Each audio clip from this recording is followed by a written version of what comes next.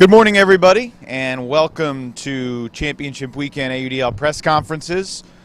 Great to have the head coach of the New York Empire, Charlie Hoppus. We'll have players and coaches from each team over the next 90 minutes.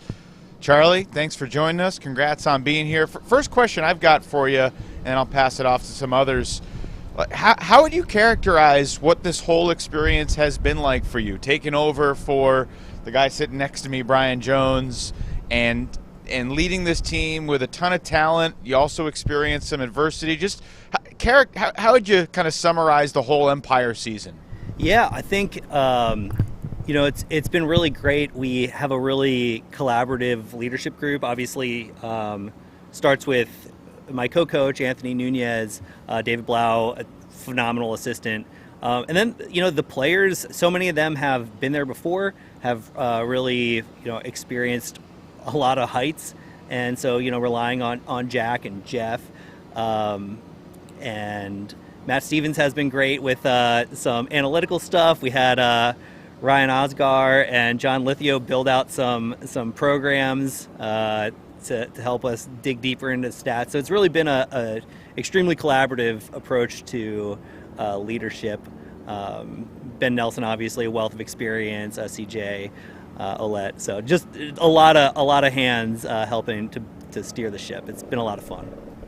This is Brian Jones here. Can you walk us through, after that emotional win on Saturday, where Jack Williams played nearly 40 points and you had some other players play incredibly hard points throughout that game from the second quarter on?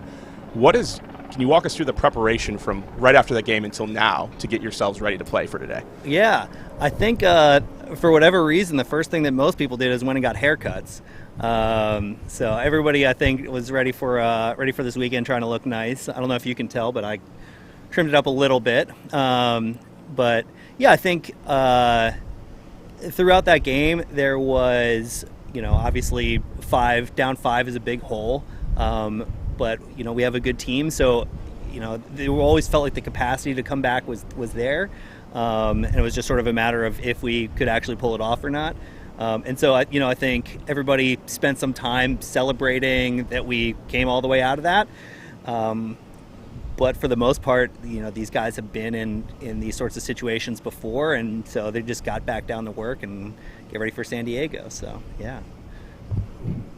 Charlie, great to see you. Ian Toner here. I know partway through the season, you guys formally named Jack Williams captain. Yeah. And I know you and others had mentioned, look, he'd been leading by example all season long. But can you talk us through kind of what, if anything, changed after that kind of was made official, or what he brought to the group, or what was validated after that kind of became official? Sure. I think the biggest change was in Jack himself. I know for myself and for, I would assume, just about everybody on the team, we always sort of viewed him as a captain anyway. But I think that sort of official naming of him being a captain, I don't know if it gave him permission or what, but he was already such an amazing leader throughout the entire season. So to see his leadership just reach new heights, it's been a cool thing to watch. He's just a fantastic person to have in your corner and leading the guys. And he was the loudest emotional voice in our huddles during that Atlanta playoff game for sure. And just a wonderful person, wonderful leader, and we're glad to have him. Charlie, Tyler Kinley here. Looking at today's lineup, and across the board, who do you think is the most important to try to attack or limit of the players you're facing today? That's a great question. San Diego is one of my, as an Ultimate fan, has been one of my favorite teams to watch.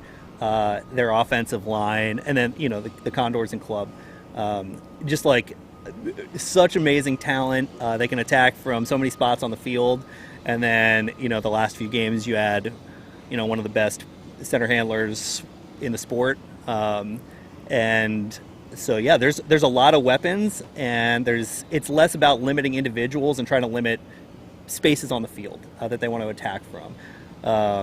So yeah, it's it's so hard, especially on the large field, to limit one individual in like lockup person defense. So a lot of team defense to try to make them work from spaces and places and tempos that they don't want to.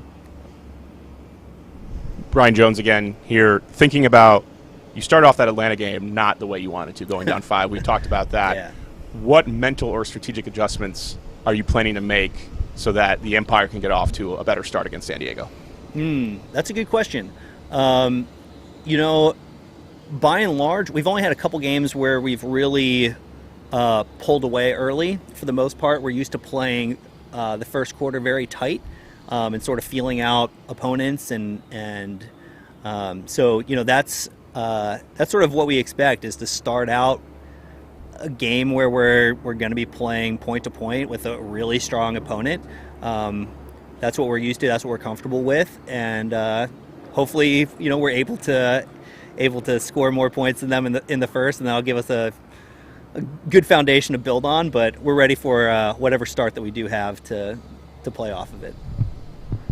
Charlie, a couple personnel questions. Elliot Chartok did not play O-line in the second half, presumably because of a physical issue, and also he had a few turnovers in the first half. What do you expect Elliott's role to be today? And then also, your second D-line didn't get a lot of playing time, and part of that was perhaps out of necessity with the Stars playing more and more points. Do you ideally want to have the second D-line play, 9-10 points to create a little more balance there? Yeah, of course. I mean, I'll address that part first. We really do trust those guys on that second D-line. A ton of experience over there and a ton of talent. In a game like that, we're down 5, and the goal was to try to dig ourselves out. We have some super duper stars, and you want to play to your team's strengths. That's one of our team's strengths, and so the play time has to come at somebody's expense. So we have a lot of faith in those guys, and we're hoping that we get to see a lot of them today. And with regards to Elliott, Elliott's had a fantastic season for us. He's been a critical piece of our offense's success all year. He's dealing with a couple physical issues, so he'll mostly be playing defense today. And I mean, you saw what a great team player. There's so many talented players on our team that just have been able to set aside ego and do what's best for the team, and it feels so rare to be a part of something like that. But Elliott specifically, he's been center handler all year, led the league in throwing yards, I believe, right? And switched over to D-line. He had, played 0 D points all season and registered a block, got some pressure on some other ones. It's emblematic of this type of attitude that our great players have, and it trickles down through the whole roster. Last thing, and then we'll let you go. You and Anthony, co-coaches at championship weekend. How have you guys navigated those responsibilities through the year? Does someone get the final determination if you guys disagree? How does that work? Sure. I mean, it's really special for us. We met in 2015 and have been pretty inseparable since. He came down and coached with me in Philadelphia with the club team there, and has ever since. Invited me to coach Devil with him, which is quite an honor. He's a legend in high school coaching circles, especially in New Jersey. And so, getting to work with him on this stage has been really exciting, and just an honor and a thrill for both of us. In terms of how we work together, we've sort of landed, people were asking, are you going to split O and D? And we'll just sort of sort it out as the season goes on. I typically do a lot of the line calling and timeouts. He has an eye on strategic adjustments, as does David, as does some of our players. But yeah, it's really seamless. There's not really a question of who gets final say. It's very organic, and we haven't run into any troubles with it on any of the teams we've ever coached. So don't expect to now. Thank you, Charlie. Best of luck tonight, and hope you have fun and enjoy it. It'll be a blast. Thanks so much, y'all.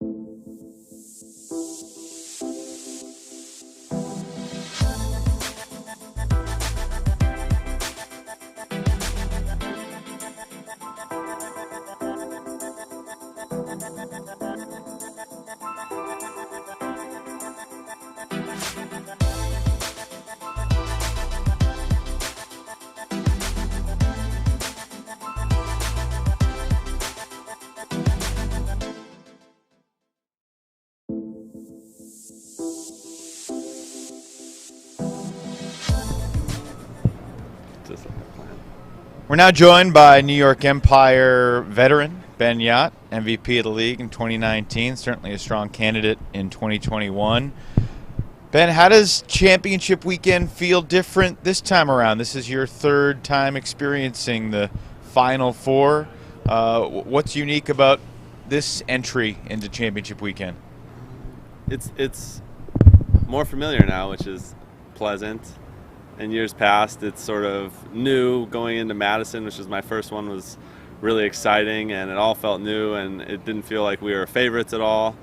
And so we were just happy to be there. We were talking about it on the ride down yesterday, actually.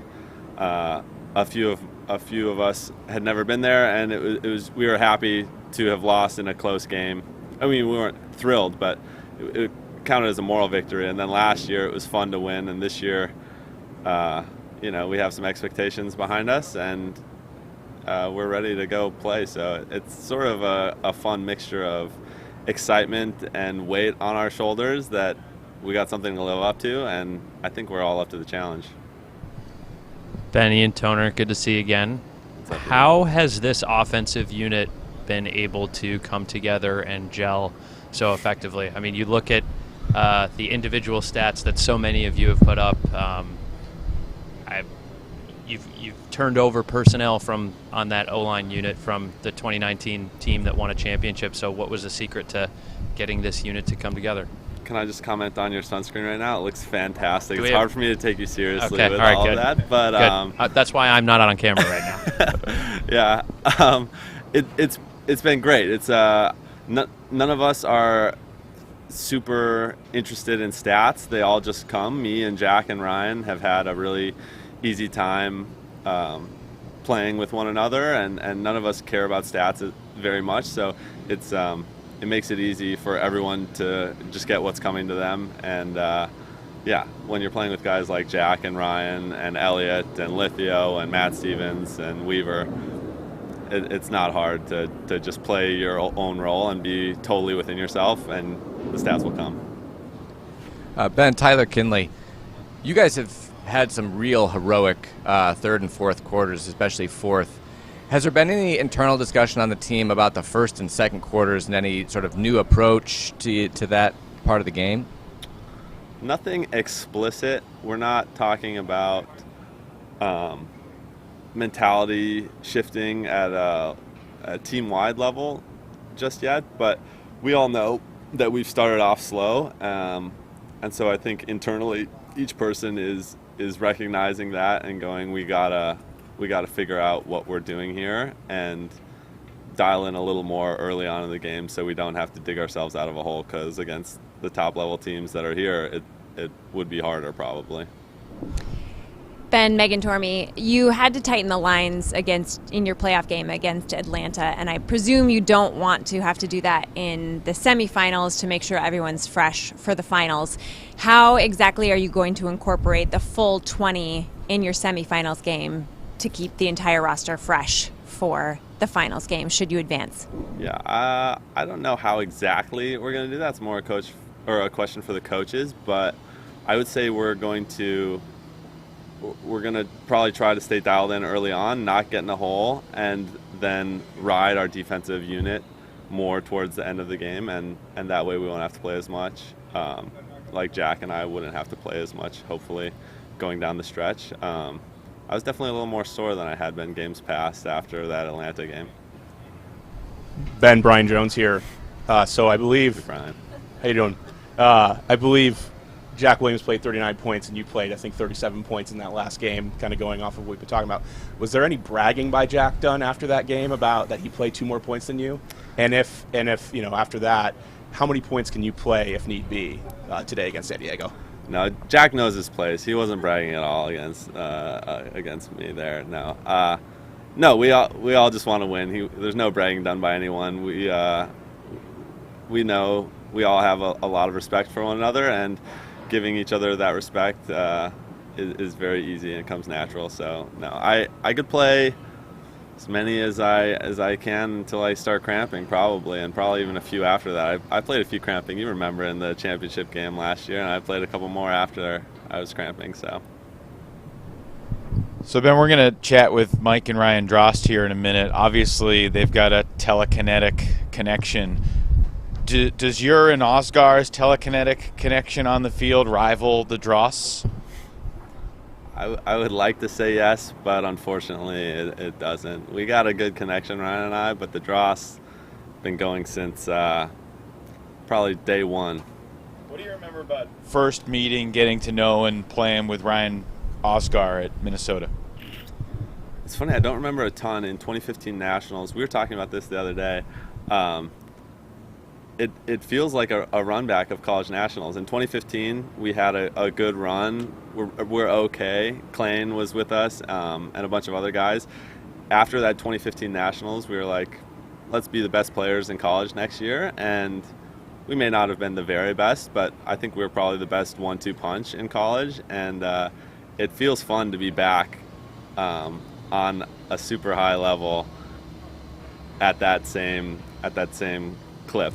And we're ready to display that today. Great stuff, Ben Yacht. Thanks for your time today. Good luck. We'll see you at 4 o'clock against the San Diego Growlers. Thank you.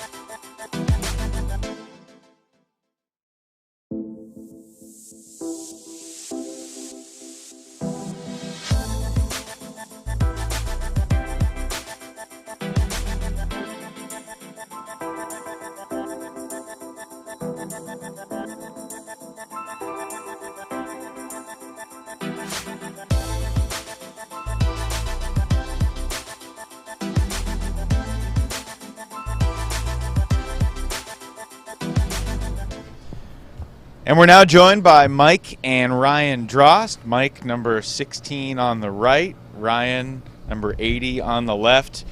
Can your teammates tell you all apart if you don't have your numbers on? Not sometimes. It's hit or miss. Definitely hit or miss. Especially on some other teams, I've worn number 80. So often at practice, I'll be wearing a different number, and then people definitely get confused.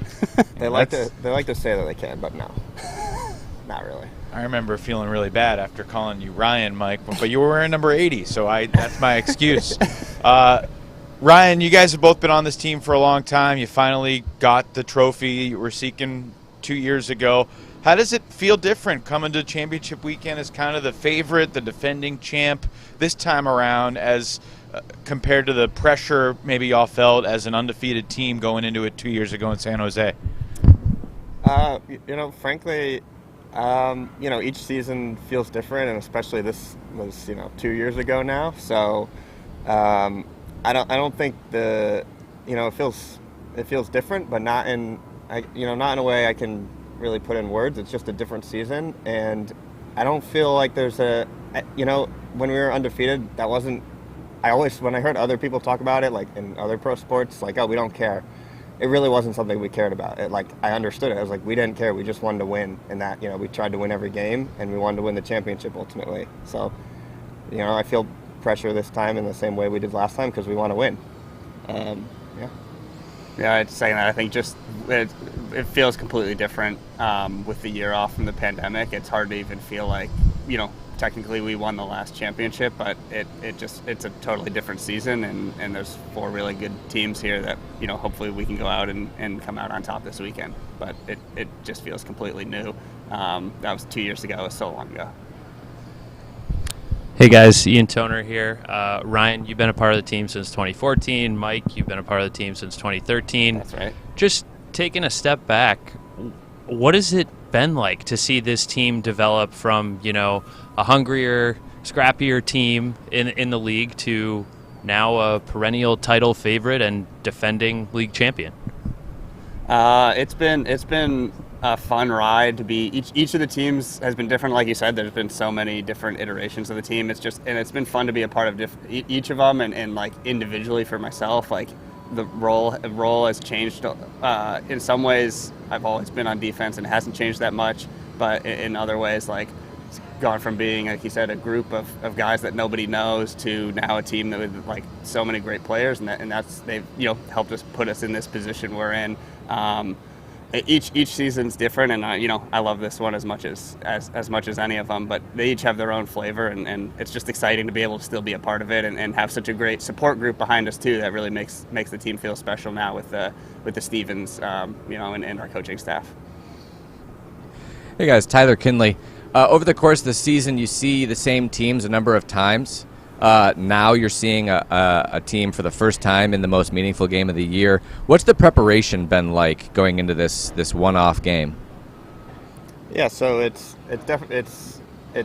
new.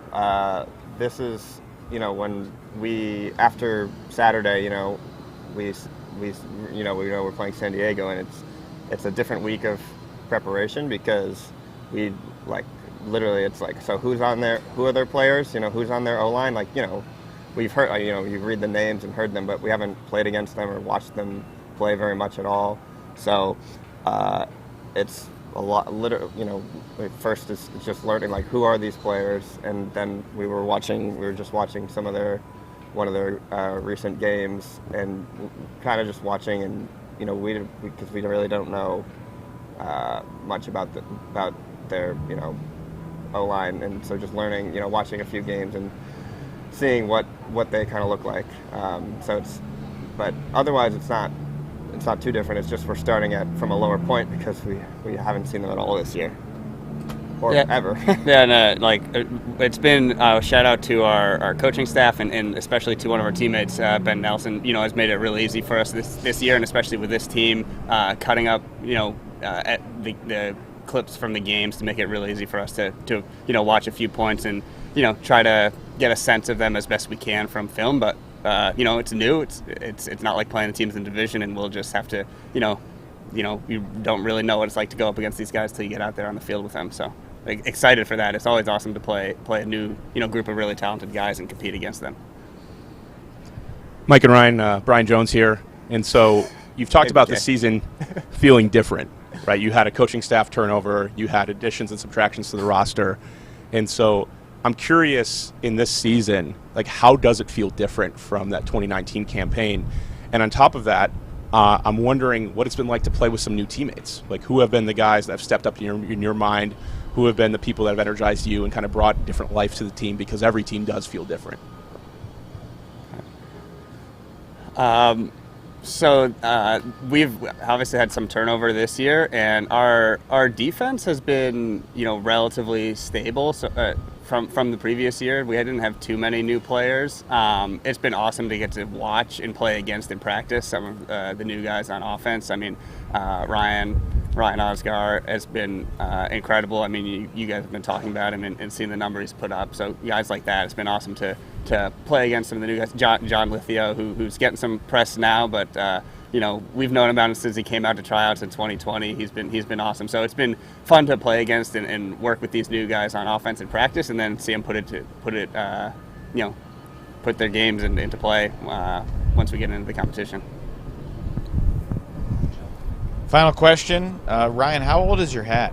I got this the first year I played, 2014, and I've worn it at every game since, except they don't allow me to wear it anymore. Technically not a team hat, so Even just though it says Empire. So. Depends how picky the refs are being. Sometimes he's throwing it off his head on the line before every point. The refs are making him take it off. So Does none of the current team hats have the green brim? No. It used to be. He likes being the only one with brighter. that. It used to be much brighter. Well, respect the long-term commitment to the hat. Mike and Ryan Dross, thank you for your time today. Good luck at 4 o'clock against the Growlers. Yeah. Thanks, Evan. Thanks, everybody. Yeah, thanks.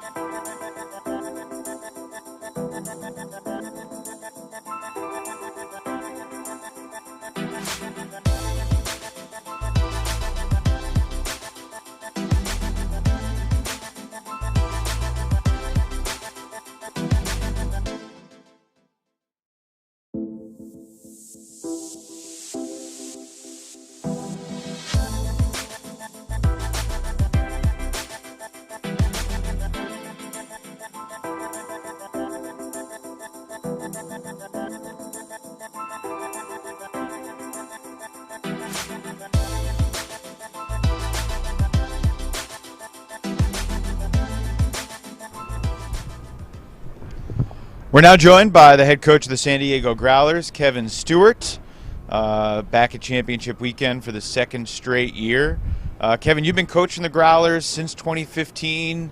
You have had 500 seasons, you've had 2-win seasons, you've had 10-win seasons, and now you're at championship weekend for the second straight year. What's it been like building an organization from the ground up, kind of in the same way to the New York Empire? I mean, they never had a 2-win season, but they were the second, third fiddle in their division for a long time and kept on grinding with a similar group of guys. I mean, arguably you guys are a very similar situation to New York, maybe where they were a couple years ago. Yeah, I think we started it as kind of a add-on to what we were doing in the club scene and the college scene, building up from the youth in the college and then into the club, and just using the Growlers as kind of that springboard for the talent. I appreciate you bringing up the 2-win season. That's great. But that 2-win season did help us learn a lot of stuff.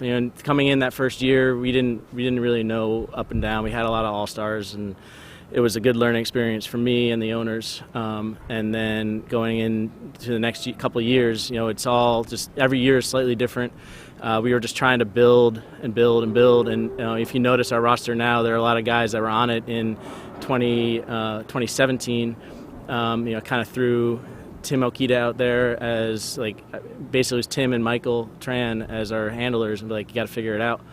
And they figured it out, and luckily that was working for us. Having stability with Dom and Travis and Steven as well helps to kind of toe the line in terms of what we want and expectations, and how we want to be, what we want our attitude to be on the field. Hey, Coach, Ian Toner here. Good to see you again. 2 weeks ago, we were talking on the field before opening pull against the Dallas Roughnecks, and you mentioned the importance of your offense getting off to a strong start and your offense converting at a really efficient pace. And then all you guys did was put together basically a perfect quarter of ultimate to start that game. Sure, conceded some breaks as the game went on, but How do you think you guys will be able to replicate something like that, or what are the elements and ingredients to coming out with such a strong start for your offense? I think it's just our attitude, really. I think that we wanted to do a few certain things against Dallas that, one, attack the deep space, not be intimidated by their height, their size, and be able to extend the field with our legs, move the disc early in the count, and we were doing all the things we talked about at the start of the game, and we were executing. I think what also helped us was that our defense started coming out with their hair on fire, and we were, that was the most. The energy and the effort was that's what we wanted to start with every game leading up to that point. So I think we know what it takes now. And if we can start off fast, I like our chances. Coach Megan Tormey, one thing that I really admire about you and how this season has gone for you, it's every time you've faced adversity, even in a game you've won, you've taken lessons, learned from them, and made micro adjustments that have brought you to championship weekend. Now you're facing an opponent you haven't faced. What have you learned or gleaned from film or New York's season as a whole to kind of circumnavigate pitfalls before you get the opportunity to experience them firsthand? Well, to start, it's not just me. Kayla and I do a really good job communicating and figuring out what we need to adjust on, especially in game and prior to it. There's a lot that goes into the game day planning, and it's a team effort. With that said, New York seems a lot like Dallas, and just in game tape, they're big, they're strong, they're fast, and so there's things that they do a lot differently than Dallas does. I think that we're just going to have to communicate during game time, in real time, and we have a lot of veteran players that can adjust to situations. They've seen it all. Like, there are guys up and down the roster that have been either on the U24 national teams or just club national teams that have the experience, and we can throw certain things in there maybe we haven't even practiced, and we've done that throughout the season where, okay, this adjustment's going to get us either a turnover or make them throw more passes or whatever we want, and our team has been adaptive enough to adjust. Tyler Kinley here. You added Jonathan Nethercutt late in the season. There's been a lot of talk about it, but can you talk a little bit about how he's fit in now that he's been there for a little bit? He's clearly fitting in pretty darn well. What's his role on and off the field? On the field, he's going to be second, third handler. He's going to be facilitating the disc downfield. He has the green light to hit a shot if it's open. So in that respect, that's how he's fit in pretty seamlessly. Off the field, he's an easygoing guy. So it's easy. Like, we're all kind of easygoing, kind of goofballs off the field. So it's easy for him to kind of get into that culture. So it hasn't. I was surprised in that LA game, just walking up. It seemed like he had been with the team for the whole season. So I wasn't really worried about the guys accepting him or not fitting into the culture, because it just seemed like it was pretty seamless, as you mentioned. Kevin, last thing, I want to ask you about Goose Helton. He was kind of the big addition to the team a couple of years ago, and I've talked to a lot of people about how he brought a different emphasis of leadership and training. And can you just describe kind of the impact Goose has made on San Diego Ultimate? I mean, he and Kayla too, but Goose in particular, the impact he made on San Diego Ultimate and the Growlers since he got into town. In terms of San Diego Ultimate, he's really embraced the just the community. He's willing to help. It doesn't matter what level of player you are, and I think even starting in 2017 when he came out, you notice that in some of the younger guys, and I think that has helped, especially for the Growlers, our practice players. He's always an ear they can talk to. He's never too busy to help, and so that our community is going to benefit from him as we move forward. And then for the team, it's he's brought a level of professionalism. Like, this is what you need to get ready. This is what you need to prepare. And having him as a captain, it really sets a standard. And I think you're starting to see it with everybody else on the team. Not that we weren't doing that before, but it really sets the standard for what you want to do, how you want to prepare. Watching game film, and I mentioned to, I can't remember who, but this is probably one of the most prepared teams I've had as a Growler. Like watching game tape, always talking, and it comes not only from the coaches but from leadership. That includes Goose, Dom, Steven, Travis, Tim. Like all those guys are setting the tone for how we want to proceed. Not just whatever happens this weekend happens. But I feel like we're setting the groundwork for us to be competitive and coming back year after year with what we're doing this season. Kevin Stuart, thanks so much. We'll let you go in just a minute. We'll bring in Goose Helton.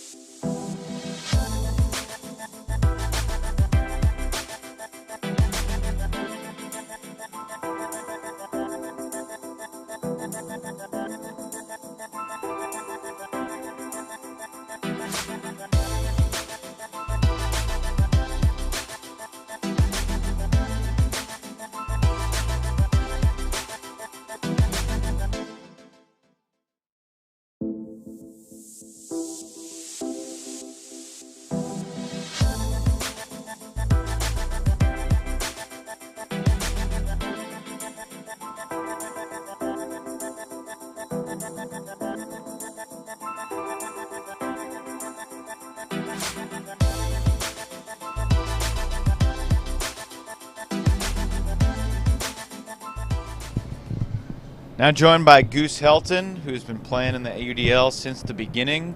Goose, have you done a press conference before? First conference for sure. Well, it only takes a decade to get the first press conference in. Getting ready to play the New York Empire, who you played before as a member of the DC Breeze, I believe, but you've played for Indy and Chicago and DC and Raleigh and now San Diego. What makes this Growlers team culture special from your couple years being a part of it? I think we're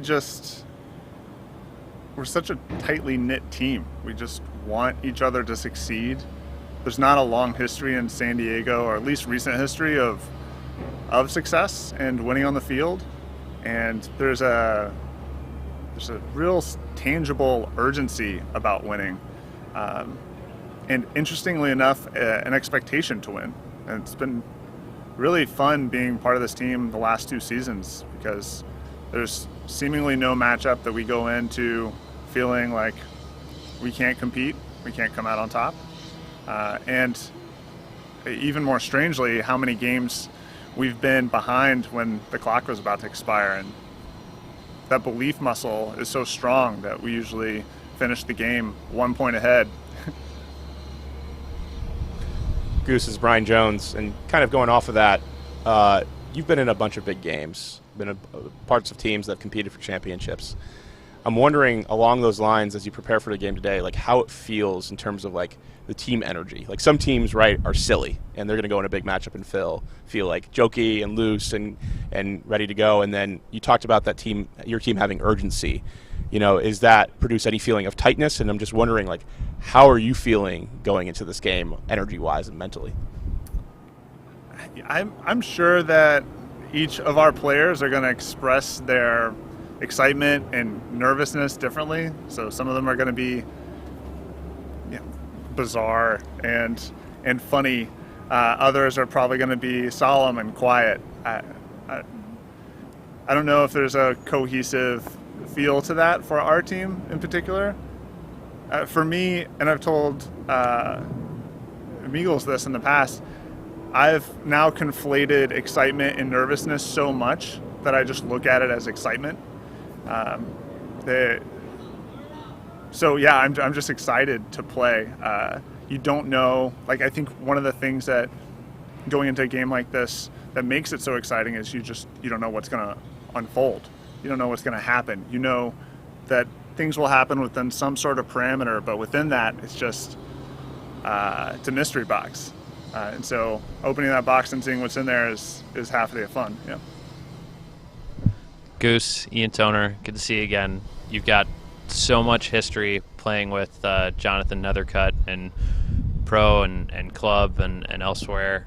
What does it feel like when he steps back onto the field late in the season with San Diego, and what does it do to your play style when you've got him out there as someone else you can rely on your offensive unit?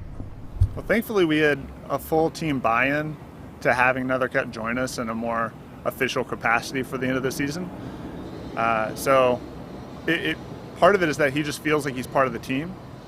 I've mentioned this before, but Nut and I have spent not just a lot of time playing with each other, but also coaching together.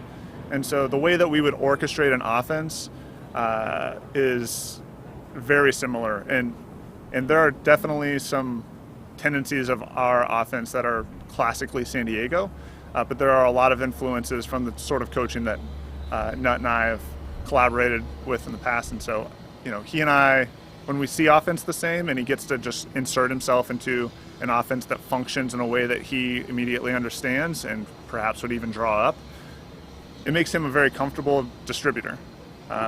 What it does for me is it alleviates the pressure for me to feel like I need to come back and get the disc quite as often. I think we saw in the Dallas game I had fewer touches than most games, but those touches were generally more valuable. So instead of feeling like I need to be a pressure release valve for our offense, Nut can be that person. And he's one of the most dangerous throwers on the field in any game that you're going to find 13 other players on the field on. Hey, Goose, Tyler Kinley, great seeing you. You've played a lot. You've had a lot of experience all over the place. And you just mentioned classically San Diego offense. Can you elaborate on what that is? Yeah, I think San Diego Ultimate does some weird things like initiating from the front of the stack in a vertical stack in the long field rather than just in the end zone. They also love to counter the movement of the disc. Sometimes before, you would classically design it to. So, sometimes you would say, let's have an offense that drives its momentum one direction until you run out of room or until it just shuts down and then you go back the other direction. Something that I picked up early on San Diego Ultimate is sometimes they would start the momentum and then immediately reverse it. So we still have tendencies of doing that. We have a lot of people who have extraordinary stack discipline, so sometimes that can hurt us because they'll stand there while being poached off of. And we've been working on some things to deviate away from classic San Diego Ultimate in some ways, but other tendencies I think really help us play a unique game that's hard to plan for and stop. Goose, Meagles, this isn't specifically about your time on the Growlers, but you've been in the AUDL since its inception, and I'm curious, you being here at Championship Weekend, what about the growth of the league is surprising to you, and what about it has just felt inevitable given your experience in the league year after year? I mean, to be perfectly candid, nothing has felt inevitable. There are many moments in the league's history where you weren't sure if there was going to be a next season. And then other moments where there would be these big steps forward where, you'd have a lot of confidence that the league would not only persist, but continue to grow and thrive. I think playing in a venue like this is very exciting and also it signifies a certain amount of stability that we could probably come to expect from the AUDL. Having larger and larger subscription numbers, having bigger sponsorships year over year, all these things bring about a renewed energy each year. Because let's face it, we're on the back of a pandemic year where everything could have just shut down. You don't know what's going to end and what's going to emerge. So for me, it's really exciting because year one, while we played in a really exciting location like the Silverdome, which then collapsed 6 months later under snow, now there are a bunch of people in the stands. Now there are a lot of people who can watch it online. It's in high definition. It's not in 480p or whatever it was. Things have taken professional steps each year. Goose, one final question. You are far from the oldest player at championship weekend. Nasser Vogel, who maybe will be matched up with you later, has 5 years on you. But I'm curious to ask, you think back to where you were physically at 28 and where you are now at 37, and how would you compare the two Goose Heltons? Physically, I think we're pretty similar. I don't know if I've lost a step or not. I don't have the metrics to go back and take a look at that. Jumping, pretty similar. I think, if anything, I've just gotten some old man wisdom. I can spot the soft spots in defenses. I'm a little bit better with the disc. And I think I've also just learned how to be a little bit more explosive in small spaces, whereas before I would just run hard, perhaps because I didn't know where to run. Goose Helton, thank you very much. Good luck this afternoon against the New York Empire. Thank you.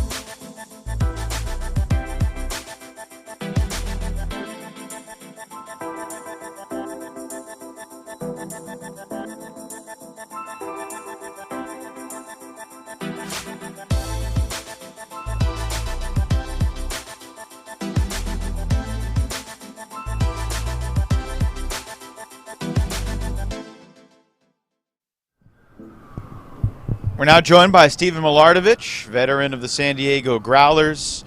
He's played offense, he's played defense. This year you've mostly played D-line, and I want to start by asking you what your defensive plans are for this New York Empire team. Have you faced a bigger challenge than what you're going to face today, and what are some of the things that you guys plan to do to try to limit all their explosive superstars?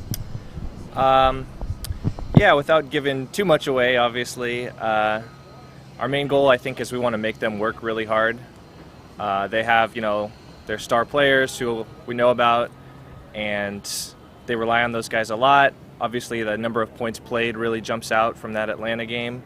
So, our game plan is to really just try and make those guys work as hard as possible early in the game so that hopefully we can kind of wear them down over the course of the game. But yeah, no, we know we have our work cut out for us. They're the top team in defending champs for a reason. Super talented players and tough matchups. So, yeah, it's going to be tough, but we embrace the challenge for sure. Stephen, Ian Toner, good to see you again. How would you characterize the identity of the Growlers D-line this season? And you can take that any way you want. If you want to, I'm sure you don't want to talk about specific tactics, but it's ethos, it's mindset, and approach on and off the field. I think something that we've started to embrace as our identity is discipline. Early in the year, we weren't really converting at a very high rate. We were getting some blocks, getting some turns, but over the course of the season, we started to develop that discipline of maintaining possession after we get the disc, and also discipline in our defensive sets. Like, we got better at our zone sets. We got better at executing our different defensive sets. So I'd like to say discipline and fun, because we like to huck it too. Watching you over the course of this season, it's been clear you've been building and building, and it seems like you're peaking at the right time here. What's the season been like? What's the talk been to get you to this point? I guess trusting our process and believing in ourselves. I think Goose mentioned like the belief that this team has, and throughout ups and downs of the season, that belief that we're a good team, that we know we can win a lot of games, has never really wavered. And especially in some tough moments where we found ourselves behind late or, leads slipping away, we just kind of look around the huddle, look each other in the eyes, and just tell ourselves that we believe. And that's kind of led to the results and coming through and making the plays we need to. So, yeah. Stephen, Megan Tormey, the Growlers have really stuck to the program this year, and that dedication has helped, especially the defense, continue to develop and grow. But I'm curious, against a team that is as offensively powerful as New York, if you have drawn up different looks that perhaps we haven't seen this season, and you certainly don't have to give away state secrets, but might we see something we haven't seen from the Growlers if your characteristic constricting defense is not as limiting as it normally is? Maybe. No, we're not going to do anything really too crazy. There's not going to be any weird stuff. Probably nothing you've never seen before. So we trust that, with our depth, and if we run hard and make them work throughout the course of the game, we believe that we'll be able to get breaks on them. So, yeah, nothing too crazy. Steven, final question, we'll let you go. From your 74 games of AUDL experience, you've gotten 132 blocks. How do you get blocks in the AUDL? I mean, you've done it in playoff games, you've done it in big games throughout your career. What is kind of your secret when your team needs a block? How do you go about getting it on the field?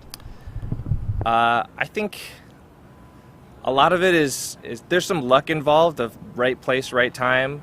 A lot of team defense goes into it. Oftentimes those blocks where you see like a questionable throw go up and then I'm able to go get the block, it's because our team defense has been really good, really strong, and put the other team into a tough situation where then they have to make that riskier throw. So I guess it's really just right place, right time, and then making the play when you have the opportunity. Stephen Milardovich, best of luck, 4 o'clock Eastern time today against the New York Empire. Thanks for joining us. Thank you.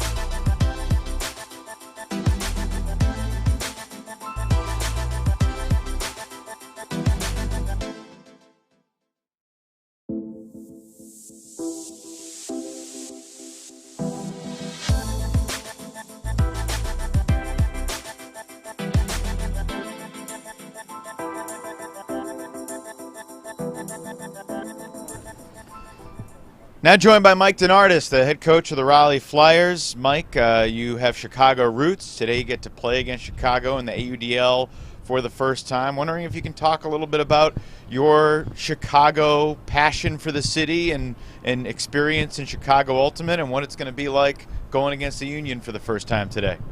Well, I obviously started playing there, and I started in college, but I kind of cut my teeth in the leagues and played in club through my 20s. I mean, I love the city, and I will always have an affinity for it, even though I've been in Raleigh 13 years.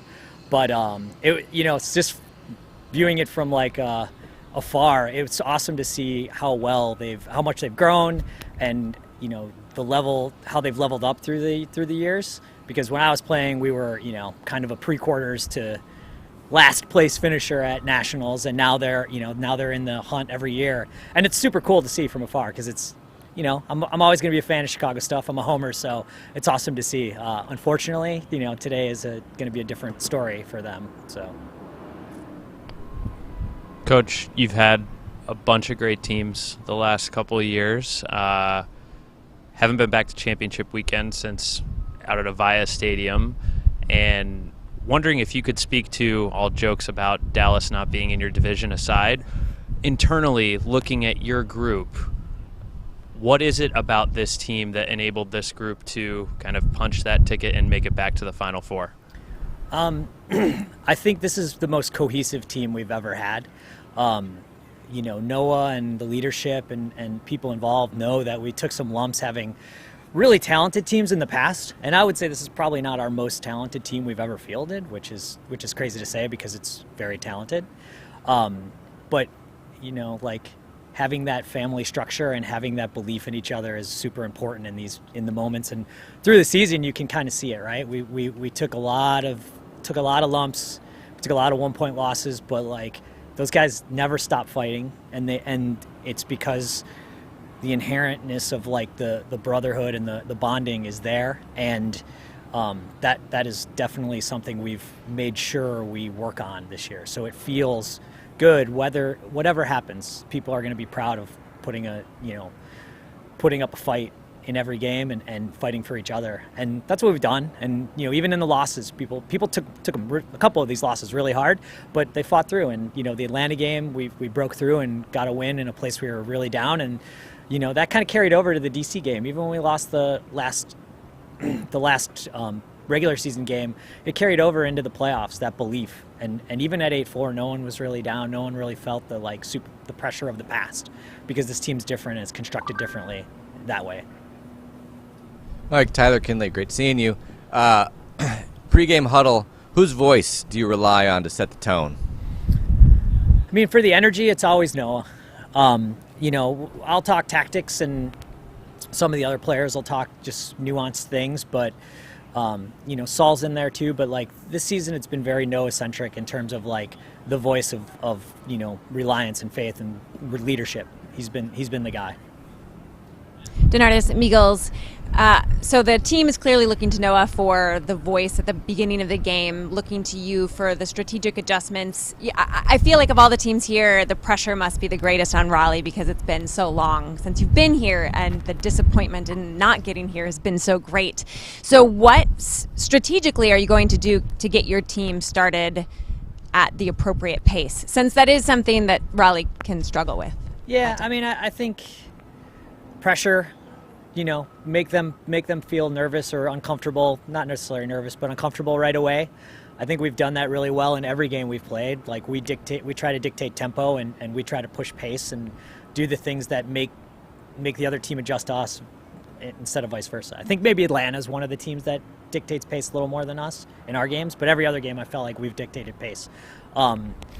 And nervousness, there's nothing to be nervous about team-wide. I don't think anyone feels pressure in that way, because if you think about this team, it's entirely new. There are so many young people on this team that have been to high-level games and won world championships, national championships, and there's not as many 28, 29-year-old guys that have been around for the 6 years of that kind of struggle. It's mostly 23, 24-year-old that this is still fresh to. So it's not a pressure situation, because these guys are talented and they're winners, and they've been there and they know how to act in these situations. Final question, Mike. Today you go against a former Flyer and Nate Goff. If you're fortunate enough to win today, you'll either have Jack Williams or Jonathan Nethercutt and Goose Helton waiting for you.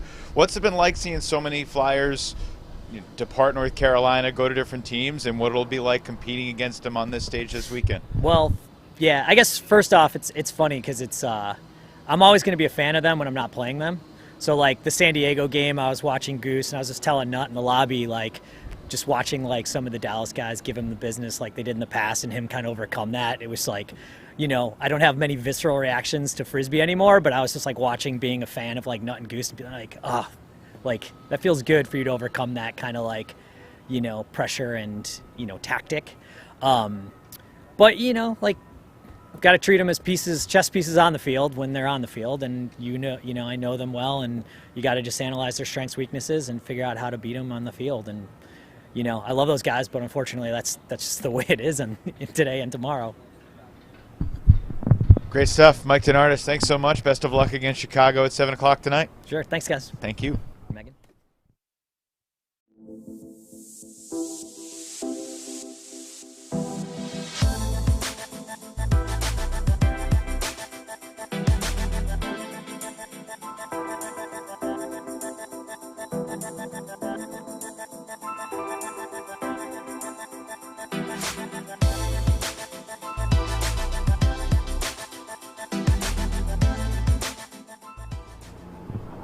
We're now joined by Raleigh Flyer Saul Yanuck. Saul, congratulations on making it to championship weekend for the first time. Curious how you characterize this season for you, transitioning onto leading the offense as opposed to leading the defense a couple years ago as a rookie. Yeah, that's a good question. I think it has definitely been a transition, but I think the transition has been eased by the fact that, if you look at the line that I'm on, I'm sort of in a position, like I'm set up by every individual member of that line to succeed in a unique way.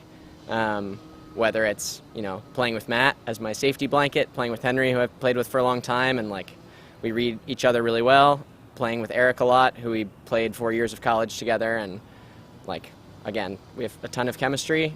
And then, Terrence and Jacob, I can basically throw them anything and they will catch it. So, yeah, and then, everybody's learned how good Anders is so far this year. So, I don't know. It's definitely been an adjustment, and I've always enjoyed the planning aspect of being on a D-line. But there are a lot of capable guys on our D unit this year, and I've been put in a position to succeed pretty much all season playing on offense. Saul, Ian Toner, good to see you again. How would you characterize the identity of the Raleigh Flyers offense this season? The identity of the offense. I would say, Terrence loves to remind us how good we are a lot of the time. And I think in previous years, that would manifest as guys, remember, we're the best, which means every throw is a good decision. Whereas I think this season it's more remember how good we are. So if you feel uncertain about something, remember that the next guy you're going to look at is going to be just as capable of getting open and, providing a good look for you. That's sort of how I've looked at it.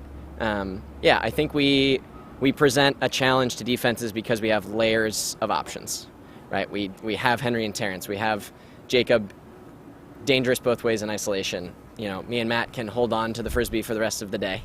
And then, Anders has just been crushing in small spaces and in big spaces all year. So I think the fact that we challenge people in multiple ways is a big part of what's made this year's unit successful in a kind of unique way for our team.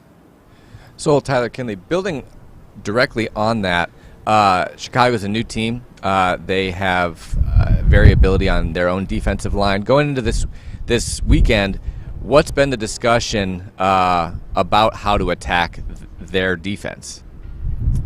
I think the number one thing that I've seen watching their D is just they don't let you score off your pull play, basically.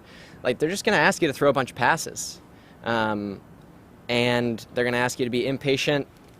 And they've got individuals who will, pounce on a loose decision or on a lazy throw or a lazy receiver. I don't really see, at times they will funnel you into a particular position and try to leverage a block in that way. But a lot of the time it's just, they're going to ask you to be super patient and they're going to ask you to just find, go through your progression, find the open guy and continue to move the disc into an advantageous position. I think we're really, we're positioned to do that really well. So, I feel good about it, but I think for sure, they're big and they've got, Vaughn and other guys like Vaughn with good range and good sort of instincts to sniff out a D. So we just have to be present and play together for the entire game, and I think we'll be in a really good position.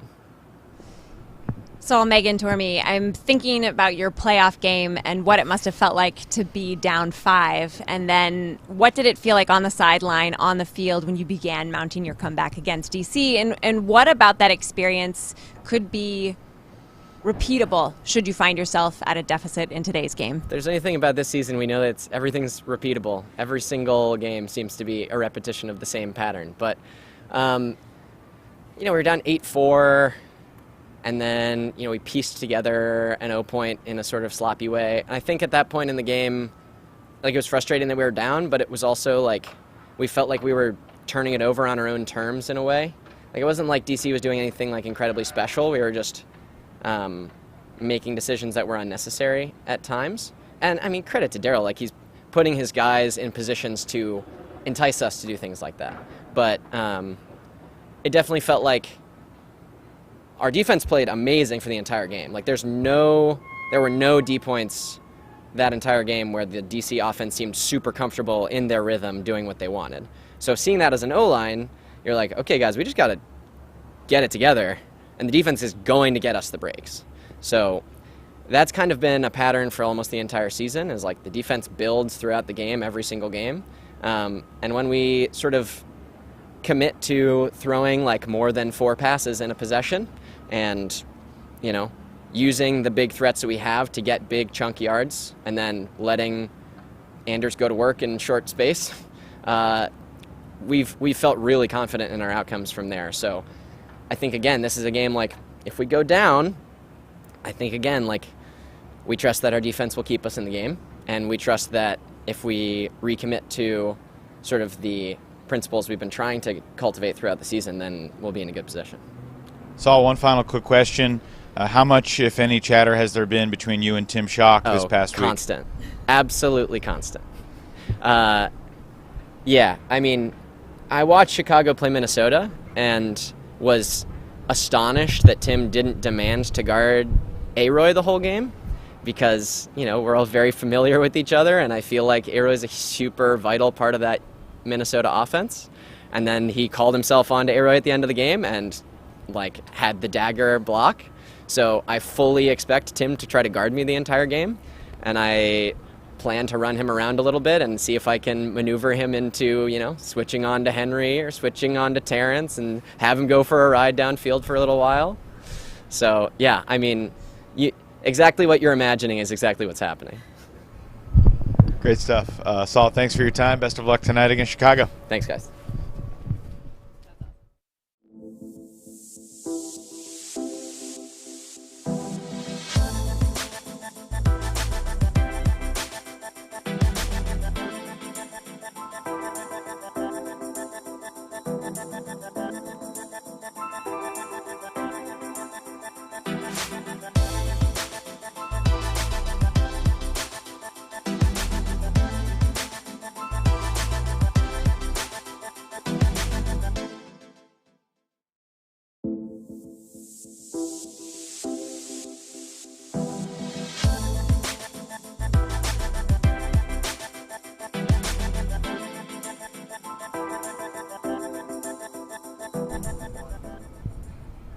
Now joined by Raleigh's David Richardson. D-Rich, thanks for doing this. You are one of the few guys that has been on every Flyers team since the beginning. And what has the journey been like, dealing with the adversity of past years, to get back to this stage that you were last on at an MLS stadium on the West Coast in 2015? Yeah, it's been long. It's been frustrating. But it's also been great fuel for the off-season training. So we just try to keep to the game plan and just keep trucking, and we know that one day it'll pull out for us. So Evan was just talking about the adversity of several seasons in a row. I want to zero in more specifically on this particular season. How many times you and the D-line had to do your best to mount comebacks. You were successful in doing that most recently against DC in the playoffs. Just what is your D-line's mindset when you're staring the prospect of having to earn 4 breaks in a row or over the course of the next 2 quarters, staring that in the face in order to get your team back in the game? It's confidence. That's kind of the mentality that we hold. We have confidence in each other that we'll make the plays when we need to, and we have confidence in our O-line to keep us in the game, and we can get a break, and yeah, we have confidence in our D-line handlers to, once we get the break or once we get the disc, to turn it into a break. So yeah, I think it's just confidence all around that kind of keeps us level-headed, and we don't really get scared. I don't really look at the score that much until like the end of the game. So I don't really see it as like, oh, we need 4 breaks. It's, let's go 1 point at a time, and I'm going to have the confidence in my teammates to play their game, and together we'll get through it. D-Rich, Megan Tormey, the Flyers in a new division this year and arguably the most competitive division. You had a lot of really tough matchups. I'm curious what learning experiences you gleaned from that, playing so many really hard-fought games this year. Learning experience. Let me think. Sorry. I've learned this year, and this kind of goes along with the confidence, but I've learned this year to have more trust in my teammates.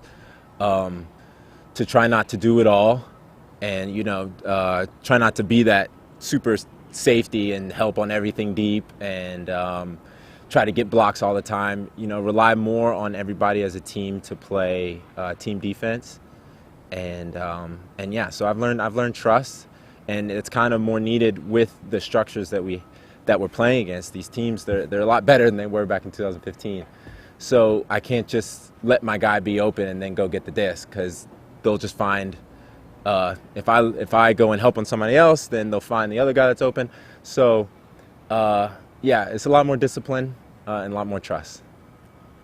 D-Rich, Tyler Kinley here. Speaking of discipline and getting blocks on D, do you have any matchups that you're looking forward to specifically today? I think I'll be matched up on Shanahan and just whoever else I switch on to. But I think Shanahan or what was the other guy's name? I'll probably switch on to Barker a little. But yeah, it's just whoever I switch on to, I guess. We do some switching, so we'll see what happens. David, last thing, you got a cast on your right hand. It happened 4 or 5 weeks ago now. How is that impacting you on the field? On the field, so it's a little different, but the good thing is most teams force flick, so that plays right into a lefty backhand, and the lefty is something that that most people work on, the high release lefty backhand. So I just had to do a little tweaking to get like a solid step through backhand, and I'd say it's good enough. It's confident. I'm confident in it, and that's the good thing. So you'll see me still come in on unders, whether they throw it to me or not, or Mike can call a timeout. We'll see. But I'm going to try to play it with confidence, my lefty, and we'll see what happens. Great stuff, D-Rich. Best of luck today against Chicago. Thanks so much. Thank you.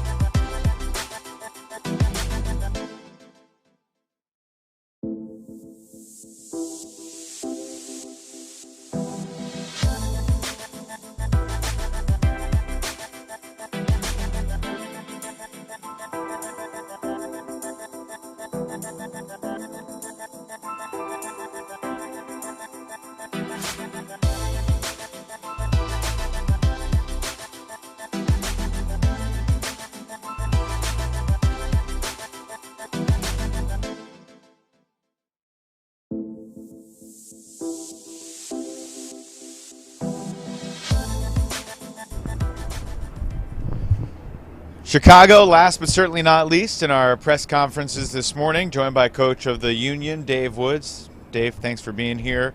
Obviously, your Central Division title game against Minnesota was perhaps not exactly how you drew it up, but as you look back at that game, what were your big takeaways from that whole experience, from not playing as well as you wanted to most of the night to rallying back and making it to championship weekend? Well, I'd love to say that we drew it up that way for the fan experience, which was great. Was not how we drew it up. That was not the plan. It was, I think we were at the mercy of kind of a scheduling thing where we had kind of a light schedule late in the season leading up to what was our biggest game of the year at that time, where, Minnesota got to continue battling all through August. We had a game against Detroit in which I played, and then we had an off weekend, and then we had another game in Detroit leading up to the most competitive game of the year. And many of our players hadn't played together since August, or since July, sorry. And so I think that's what we saw. And then our practice that week leading up to that game also got rained out, as I had told Ian before that game. So our plan for practice would have been to reestablish some of that chemistry that we had built up the first 2 months of the season. And I think that's what you saw in that game against Minnesota, was we were reestablishing chemistry the entire game leading up to 5 minutes left in the fourth quarter, when we finally were able to get some things to click just by putting the right people together. Coach Ian Toner, good to see you again. Every team around the league has its own unique identity on both sides of the ball, but which matchup this year, or kind of series of matchups, do you think has best prepared you to play a team like Raleigh? I actually think the Minnesota matchup should prepare us pretty well. They're a fast team. From what we saw with Raleigh's playoff game, is they seem to move and play similarly to Minnesota. So I think that's really good for us. I guess the bad thing is that we didn't play great against Minnesota a couple weeks ago. But in looking at some of their players that they have and looking at some of the way that they move on the field and stuff, it looks pretty similar to Minnesota. So I'm hoping the fact that we got 4 games against Minnesota, it'll feel pretty similar. Dave, Tyler Kinley here. You yourself have a background at championship level diving. Can you talk a little bit about what you take from that or don't into this coaching position in competitive ultimate frisbee? Let me just clarify that you're not talking about diving like from foul calls, right? We're talking about into a pool. Yes. All right. Yes. I was a diver growing up. I medaled at state in diving in my earlier life. The thing about diving is that it is just you versus yourself, essentially. And it's not the kind of sport where you're getting rah-rah pumped up. And unfortunately, that's not the kind of coach I am. I think as a result of that, I leverage the captains and leaders on the team to hype the team up in that way. But I think what diving does probably better than any other sport is it requires you to dial in, put everything else outside of what is 6 feet in front of you out of your mindset, and the process of having to do that routinely over and over and over again, it does help you to build some of those skills that you can pass on for big moments like this, where it's a big stage.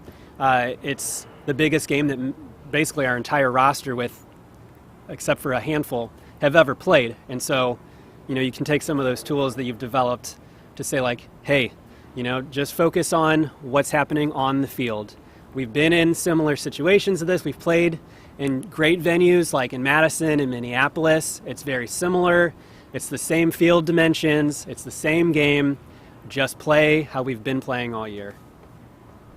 Dave, Megan Tormey, I want to talk about that playoff game against Minnesota just one more time. Your energy level in the first 43 minutes was completely different from the energy level in the last 5 minutes. And I'm curious what you were saying or what players were saying on the sideline to ignite that really impressive comeback, which, I hate counting teams out before the end of the game, but I just thought there wasn't enough time. And you guys clearly did a lot in a short amount of time. I'm not going to lie. I was sweating it. I was sweating it up until they were at 19, and it was like, I don't know where this is going to go. 1916, I think, is when we started coming back. And, yeah, to your point, too, I was like, this is not enough time. Then, fortunately, we got a couple quick scores, which was awesome, a couple quick blocks, and then punched it back in. And it was like, okay, this is great. I didn't have any timeouts left, which was also, like, awful. Everybody was off their game, that Minnesota game. But it was Ross Barker that brought the team together in the huddle to start the fourth quarter.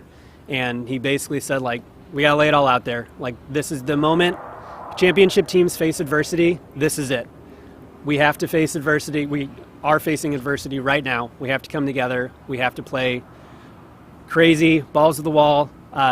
Let's just do it. Like, forget the first 3 quarters. We have 12 minutes to punch our ticket to championship weekend. Let's come together and do it. And then it was just the nature of that one line getting that first break. And then in typical Chicago Union fashion, we get one break, followed by another, and then it was like, okay, 19-19. This is going better now, but I still am without timeouts, and we're coming into the final minutes of the game. So, like, props to the guys that were on the field that got us to that point, but it was great.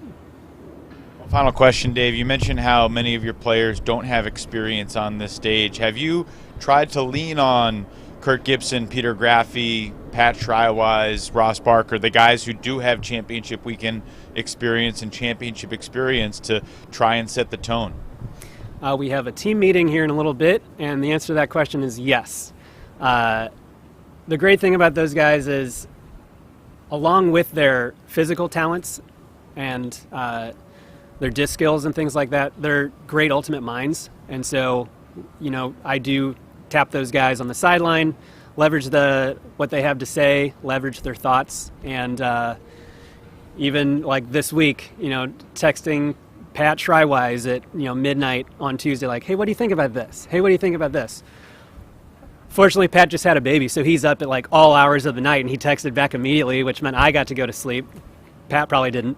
But yeah, it's been great having those guys. As much as they can help prepare our guys on the roster, they've been helping prepare me too, and that's all season. So the value they bring is more than just what's on the field. They're invaluable. So it's been great this season. Dave, thanks so much for your time. Best of luck today against the Raleigh Flyers at 7 o'clock. Thank you very much. Looking forward to it. Thank you, guys. Thanks, Dave.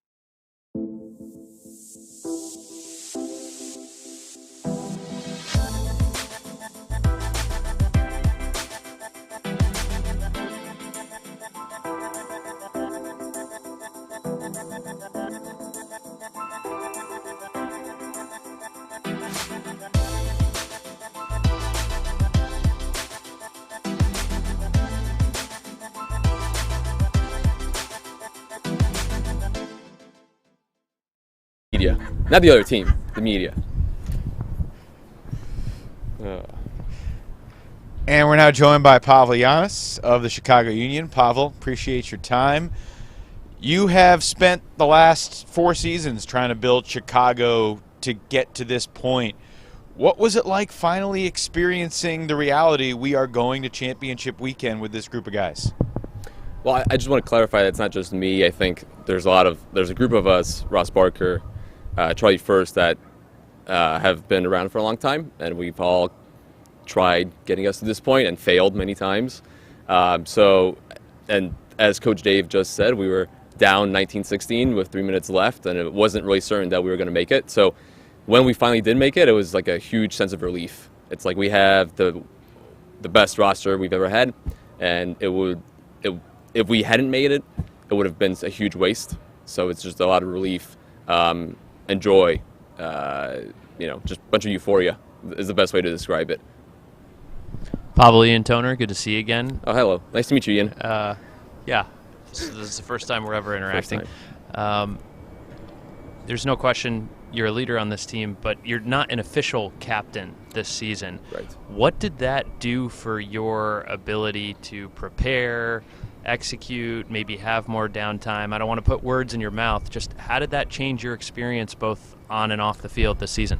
I think not being a captain means that you can make different sorts of relationships to your players and teammates. I think when I was a captain, whatever feedback I had for my teammates was taken in, like playtime, like is this guy going to play me more or less? But now when you're not a captain, you can actually have real conversations with the guys and tell them things that you cannot say as a captain, and really build different sorts of relationships, which have meant the world to me. I think not being a captain, not having that kind of formal captain-player relationship, something I haven't experienced a lot in my playing career.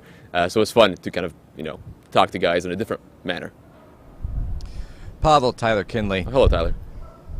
There's been a lot of questions around the league about your confidence. How do you respond to the doubters?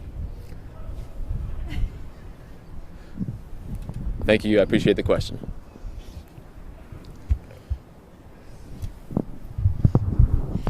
Leading up to this season, I felt like there was a lot of excitement about what the Union was going to be, and then you added even more incredible players, and it just seemed like the Union was going to be able to perform on another level. At various points in the season, I don't think that you have been as good as the sum of your parts. How are you going to come out today in the semifinals and make sure that you're firing on all cylinders from the start? Well, I think we got a good wake-up call. I think we got knocked pretty hard to the canvas and against Minnesota, and I think we don't want to experience that again. We do not want to be down 3 with 3 minutes left to go. A bunch of us also played last weekend on a grass field in a very competitive manner as well, which wasn't the case 2 weeks ago when we played against Minnesota. So there are a lot of things that happened 2 weeks ago that that were unfavorable. But going into this game and hopefully tomorrow, we will be way more prepared. Pawel, this is Brian Jones. You've been quoted as saying that coaching doesn't matter in the past and that it's all on the players. So what was it that flipped that switch with 3 minutes to go? Like, how did the adjustments get made, and what was kind of the secret sauce to winning that game? We put Keegan, Ross, and Paul on the D-line as like a universe point D-line and made them play excellent defense, and they got the job done. So you put your 7 best players. You don't need 7 all-star coaches. Like, you maybe need 1 or maybe a half. But having 7 all-stars really helps to win games. Pawel, last thing before we let you go, can you tell us about your ensemble, the crown, the chains, and where these items come from and what significance they have?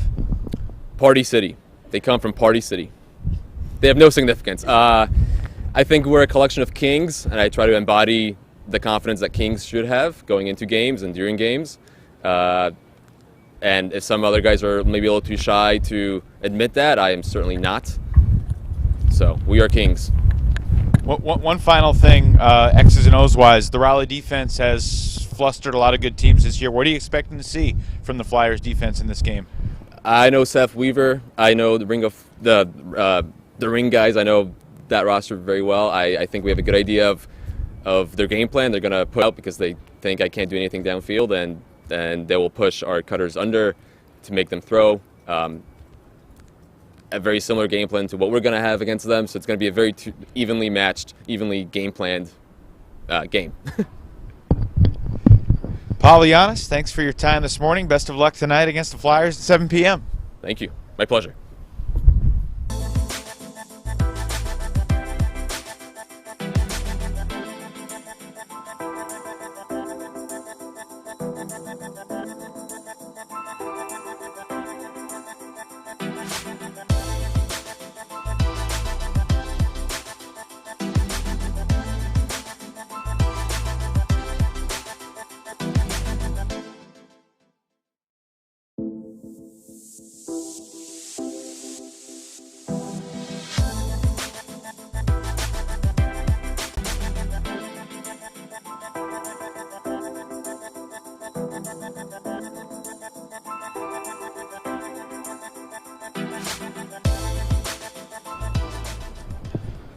Our final guest at our press conference this morning is Peter Graffy from the Chicago Union. Peter, welcome.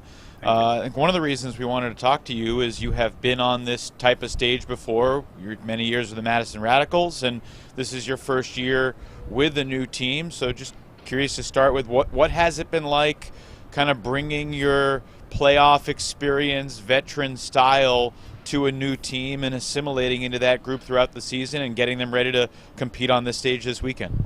Well, I definitely can't say it's just been me, because it hasn't. There are a bunch of guys who have come in with a wealth of experience, Pat and Kurt and Keegan, and even to some degree some of the rookies who aren't true rookies, like Paul has been phenomenal. So a bunch of guys have come in and helped stabilize things and bring a lot of what you call like veteran experience and confidence. But it's been really enjoyable. It's definitely a shift from the role that I had when I played on the Radicals, where I kind of just showed up and I played my role wherever Tim wanted to put me, and I did the thing that they wanted me to do. But I wasn't as much of a vocal leader.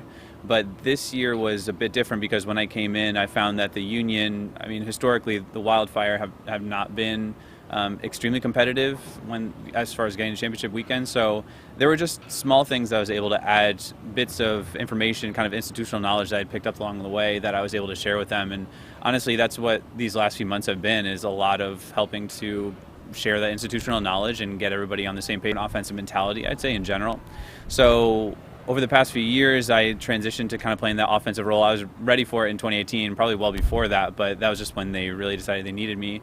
And then over the past few years, I just have been able to, 2019, I had to take quite a few games off just to work on school stuff and personal things, just very busy. And it was the same for this year too, where I just haven't been able to dedicate myself fully to playing AUDL and being there for all those games like I did in the past. And so for that reason, I made the decision, but it was with the coaches and captains, that playing defense made the most sense for me this year, because I was not going to be able to commit fully to going to all the practices and all the games to be able to really build that chemistry you need for the offense. But I still believe that I am mostly an offensive player. Defensively, I just don't have that same KPS fire that I maybe had in the past. But I can say that over the past month or two, we have been preparing specifically for kind of playoffs, and that you might see a little bit of a surprise coming out here this weekend for these games. So, Peter, Brian Jones here. You were just talking about you being the offensive player, and I was curious if you can kind of, besides the fire, like what makes you feel that way in terms of mindset? Right, because there have been defensive players that have been really calculating, and I'd say at times that you've been one of them. So what is it that lends your game to kind of the offensive side of the ball more? I started out my career in college as an offensive player. I was always considered an offensive player, all the way up until I arrived on the Radicals roster, and then they decided that they were going to stick me in that spot to take over for Tyler Glenn after he left, and it's kind of deep in the zone. And then from there, I just played defensive points. My mentality as far as being on offense is I simply just I really like stretching the field deep, and you only get so many chances to do that when you play D-line. So going deep and scoring goals has always been one of my favorite things to do, but also just the creativity that comes with being able to kind of getting to dictate where you get to go on the field as opposed to chasing somebody around. I've always appreciated the creativity that comes with offense, and that's, I feel like, to an offensive line. Peter, Megan Tormey, speaking of the skills that you bring to the Union, obviously we've seen what you've been able to do on field with the Union, but how do you think your experience has helped shape Chicago's trajectory this season? I think quite a bit, actually. And like I said, it wasn't just me at all. It was a lot of guys who had voices in huddles and at practices to help kind of guide things to where they needed to go. But full credit to the Radicals and Tim DeBile and my upbringing in the AUDL, and spending a lot of years with really a mastermind in strategy and tactics. So having all of that from the Radicals and being able to just kind of channel that through my Union teammates, I think that the game sense that a lot of the younger guys have now, and even some of the older ones, is a lot better. I mean, in one of the first practices, they had no idea what a fake pull was. They had no idea kind of what that onside pull was. They didn't know that it could even happen. So when I did that, they didn't really know what to expect. They were like, well, what is this thing right now? And we played out the rest of the point, and then I explained to them, like, no, this is part of the rules. Like, you can do this. You can take advantage of this rule right here.